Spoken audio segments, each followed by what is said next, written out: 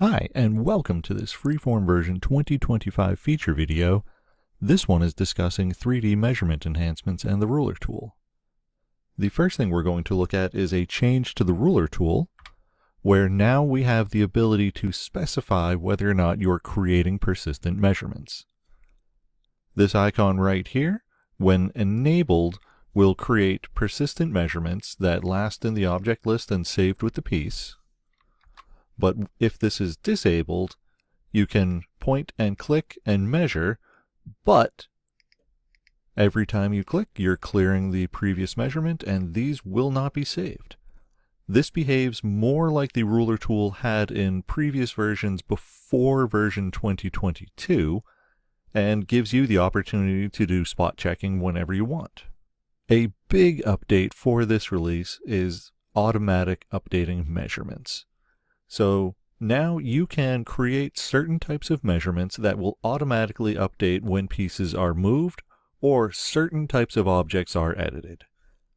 In this case, you can create a measurement going between the local origin of these two pieces. So this is going to be a distance measurement. I snap to one, snap to the other.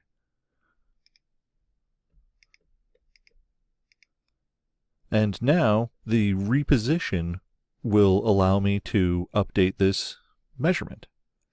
If I go to position, reposition piece, I move the piece, and when I release, the measurement is automatically updated. This will work for angular measurements as well as linear measurements. And you can connect to the local origin of pieces as well as annotation points and curve endpoints. If I turn on the articulation model that I've created here, enable or activate my lower piece, I have a point here, an annotation point for my lower jaw.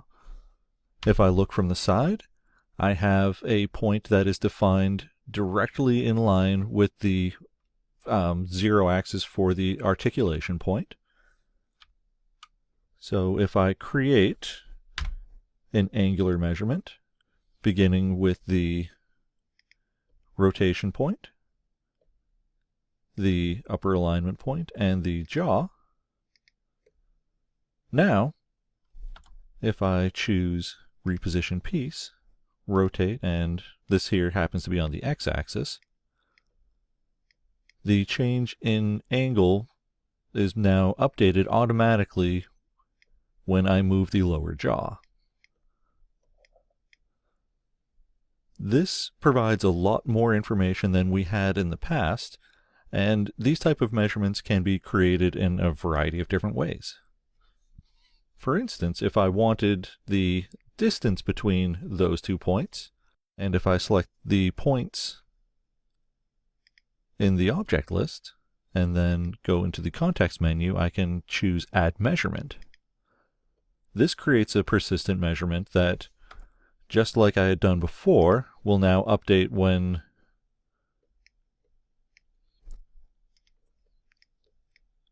making a reposition. So now the distance is going to update. This is true for all of the types of measurements that we've discussed. And for each measurement, there is now a new information dialog for persistent connected measurements. So this will tell you the name of the measurement, the value, and which points are anchored. So it gives you the piece name as well as the point name. So if you've named your points and you can see the parent piece, this provides information you can use for documentation later, as well as being able to get this information using the Dynapod. One more thing has been added in this release, and that is persistent measurements for slice or perimeter measurements. So we have our model here. I can make a measurement, and we have a perimeter measurement, but I can also use a 2D plane as my selection, which allows me to create very precise locations for measurements And in this case here, we have an original scan as well as an updated scan. And if I want to take a measurement from the updated scan in the same location, because these have been registered together, I can click that same plane, and now we can see the difference between those two measurements at that point. So hiding this, we see the original scan was 344 millimeters, and the new scan is 354.5 millimeters.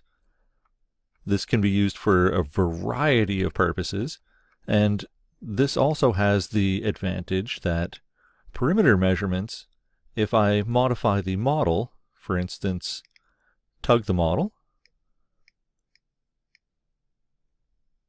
I can update it, and because it's based on the location of that slice, I don't need to create a new measurement in order to get a perimeter from that exact same location.